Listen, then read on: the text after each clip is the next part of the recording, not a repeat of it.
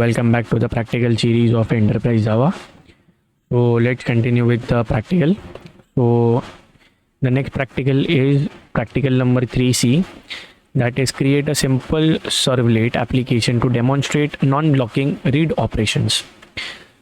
So first let's understand what is non-blocking read operation. So basically here non-blocking means that without any interruption and step by step, bit by bit, it will read all the data from a file or a particular URL, right?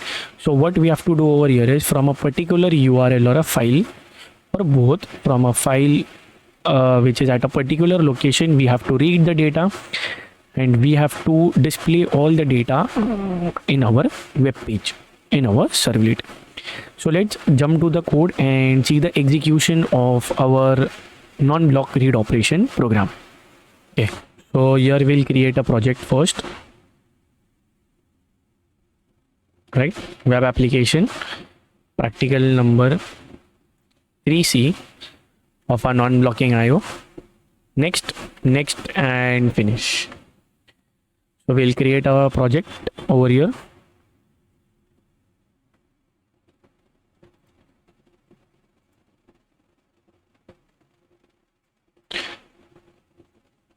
So basically this code is divided into again multiple parts. So here in the index.html file, we actually don't have that much work to do.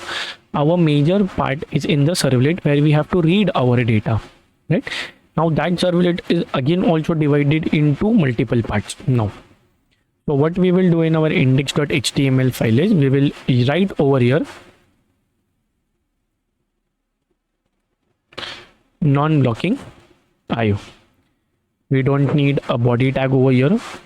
Now what we want to do over here is that whenever our page gets loaded, what we want to do is we want to redirect to another page, right? So meta HTTP equivalent, that what we want to do over here is, so when our data gets refreshed, we want to change the content after 0 seconds. Where we want to move is, now here we have to create one servlet file where our data will move.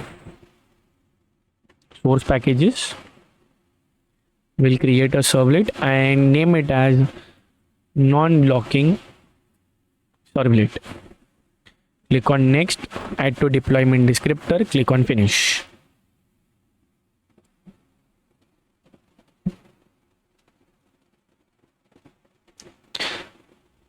Right, so what we will do is first in the index.html part, we will add the name of the file, that is non-blocking servlet. Okay, now we move over here.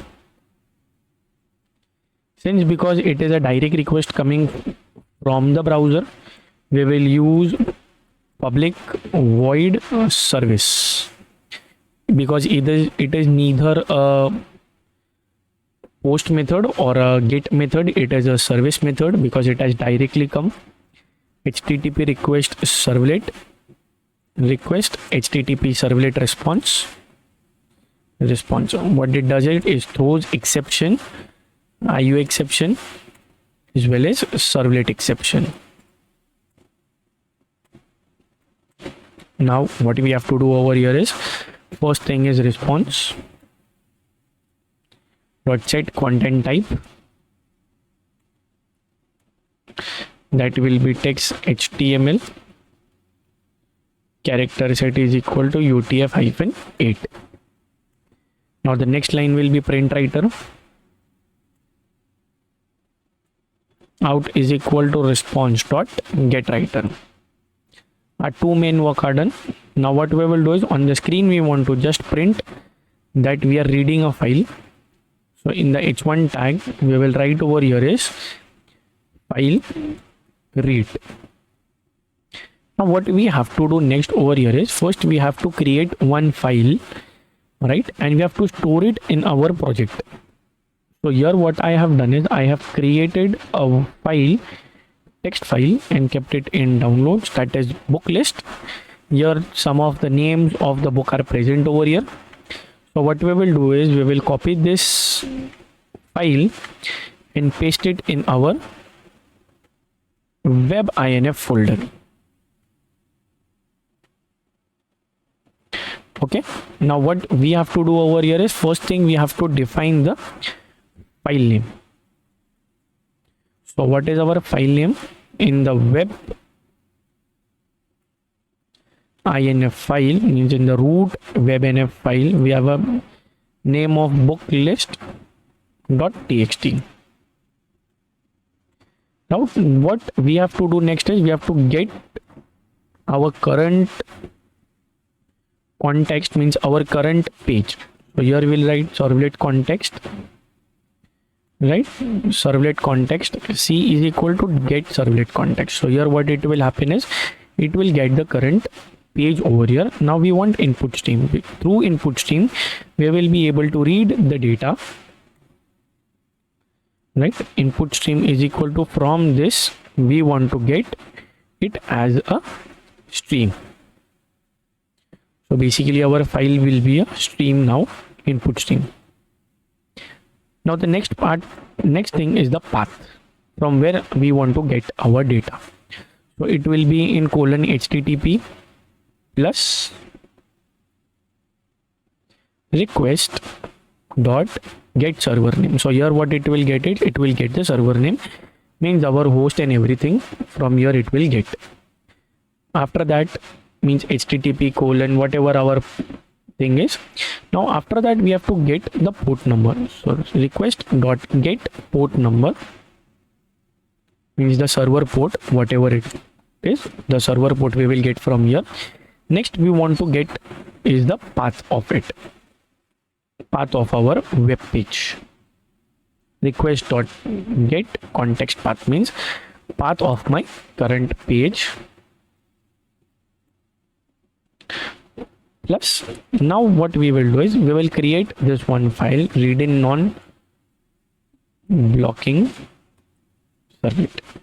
So what it will do over here is, we have to create a servlet with this page, and this servlet now will do the asynchronous task for us, means without, automatically by default it will go through all the data and it will pass it to us, right? So what we will do, first thing over here is, from here we will create a servlet with this name. Okay, that is reading non-blocking. Next, add to deployment descriptor, click on finish. First we will complete this part over here, then we will move to that part. What we have to do is, through the URL, what we have to get is, we have to go to that particular path which we have specified just now, right? So we will go to that path, and from that path we will open the connection. So http URL connection, and we have to get the connection over here again. And what we will do is, from the URL open the connection. So here the connection will get open. Now what we want to do is, we want to split this data into multiple parts, that is 2 parts. So the data which has the header, body, footer, like that. So how many parts do we want to divide our data? The next is set do output. So here basically we want some output from it, right? So we will write true because we want some output from it. And now what we will do is, we will connect to it. So we had opened the connection, now we are moving inside that particular file. So what we will do is, if my input is not equal to null, means till the time it has data, what we want to do is, we want to write input stream reader. From the input stream reader we will read the data one by one. New input stream reader, and we have input stream. Now next will be buffered reader, because buffered reader will one by one read all the data for us. So buffered reader br is equal to new buffered reader, and in the buffered reader we will pass our input stream reader. So one by one it will get the data. So string text is equal to blank. So in this string text we will append the data one by one. Out.println,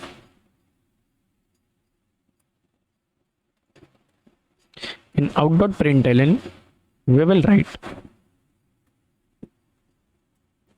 reading started. So what we will do is we'll add some dashes, so it will be very easy for us to identify in the browser screen from where it has started. So once it has started, what we have to do is we have to get the buffer writer.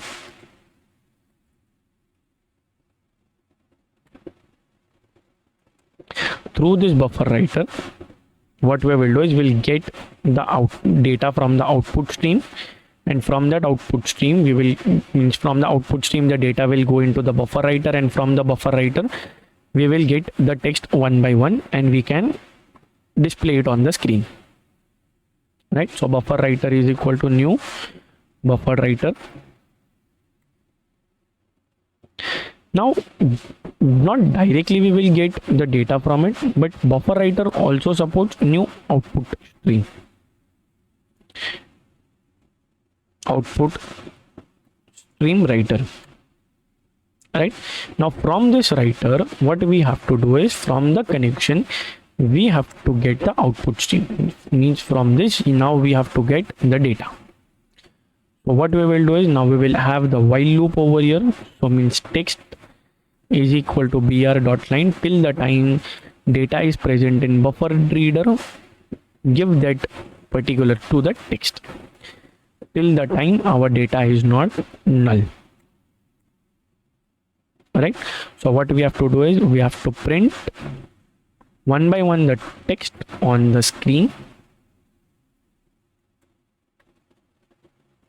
plus also what we will do is we'll add one HR tag over here. So what the HR tag will do is once our line is printed, it will add one horizontal line, so it will be a very good look and feel for us,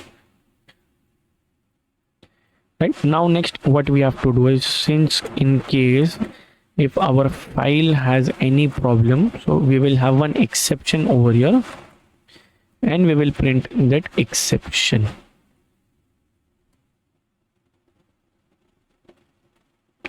Now what we have to do is, why we are adding this, because what we want to do is after each and every read we have to have some sleep, because we don't want all the data to be displayed at one shot, but we want that it should be displayed one by one. And in this exception what we will have is interrupt exception. In case in between anything interruption gets occurred, then it will display it on the screen. So once the while loop is over, what we have to do is we have to print on the screen that the reading has been done, reading completed. Now what we have to do is first we have to flush the buffered reader so that no data is present in it. And now we have to close this because a connection was open, so now we have closed our connection. Now move to the next part of this, that is reading non-blocking servlet. So here what we have to do is, here we have to make sure that our data is properly getting synced one by one after the other. So here we will remove the unwanted data, plus here we have to add one important change. So here what we will do is we will add ampersand web servlet, because here we have to specify something on our own annotation. Now what we have to specify is the name of this file first of all, that is reading non-blocking servlet. Why we are doing this? Because we want to specifically specify something which will help us in this code. So what it will happen is reading non-blocking servlet. Why we have written this? Because this same keyword we have written over here where we are getting the data from this from the URL. So this is basically our main URL from where our data is getting fetched. Now the most important thing over here is async supported. So through async supported, it doesn't refresh the data again and again, but one by one it automatically gives us the data. So again here we will have service http servlet request http servlet response throws IO exception and servlet exception, right? Only small things we have to do over here, that is set content type. What if we don't add this? So basically if we don't add this, then the data will not get properly synced one after the another, and it will take more time compared to this. So it is again a very easy way, and it completes the whole code in very short span. If we use the normal method, then it will take more time to complete. So async context we will add over here. Async context, async is equal to request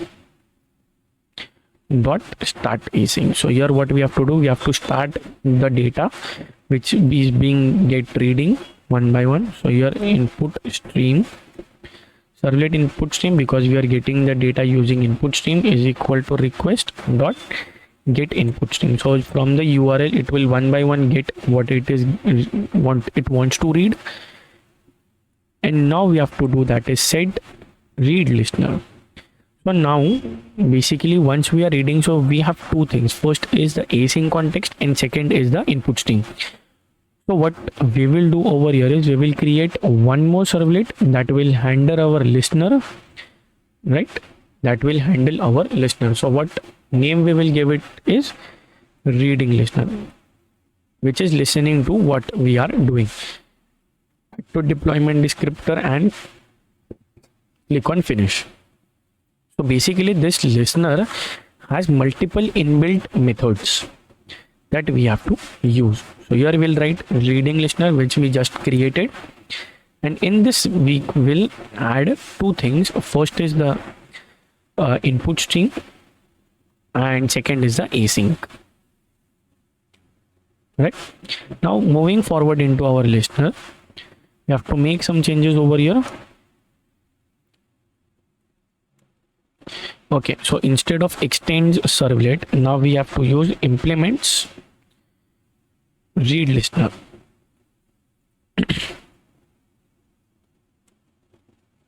Right, these two things are done. So basically what these two things require now is servlet input stream and async context, right? So we'll have private servlet input stream,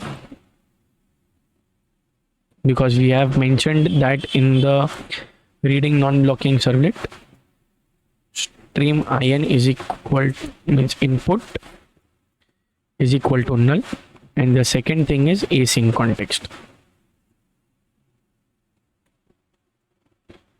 AC is equal to null. So basically if we see over here, we are calling the name of the class and passing parameters to it. So what does it mean? We have to create first one constructor. We'll create a constructor with reading listener, add both the things over here, that is servlet input stream in comma async context, that we will give it the name A.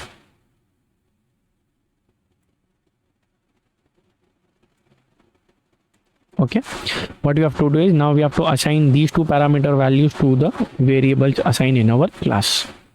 So input is equal to in and AC is equal to A. Now we have given these two. Now what we have to do is we have to implement the methods of read listener. So what we will do is we'll click on this icon and we'll write implement all abstract methods. Now we'll remove the code which is given by default over here. So what if our data is complete after done? So AC dot complete. So once our data is complete, we have to stop it. If anything if any error occurs, then what we have to do is first we have to stop it, then we have to print it on the screen. Print stack trace. Right, so here we have divided our code into 4 parts. So first is the HTML. So here we have to ignore all the errors for this file. Right, after refreshing, it will go to non-blocking servlet. So non-blocking servlet, what we have done over here is we have defined a file name, right, that is under web inf, and after that we have given the whole URL from where we have to get the data. So it is reading non-blocking servlet, and we have opened the connection over here, and opening connection we have to do is we have to get the output from it. Now we are connecting it.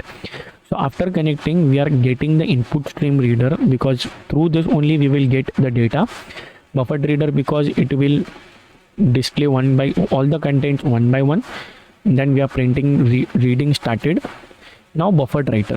So through the buffered writer, we are getting the data from the read line to the text till the time we don't have any null data, and we are printing it with 1000 sleep seconds, that is 1 second ultimately. Right, now in the reading non-blocking servlet, what we have just done is we are getting the async context.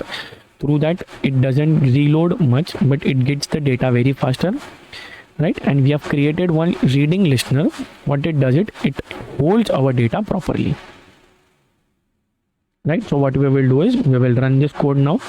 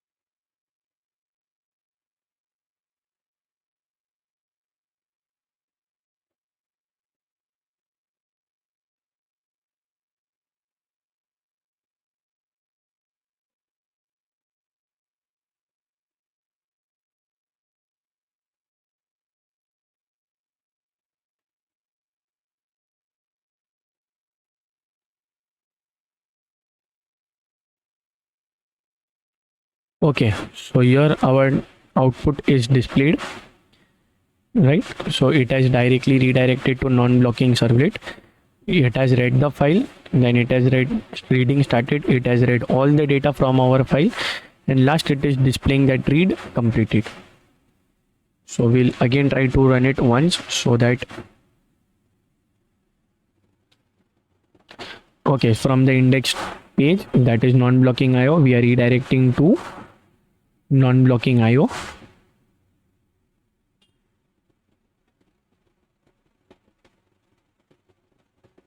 Right, and we are getting the data. The number of seconds we add over here in our non-blocking servlet, that is the thread sleep, till that time it will read. Right, so we can add one more thing, that is out.flush. So basically it will again help us in that. So let's again try it once using out.flush.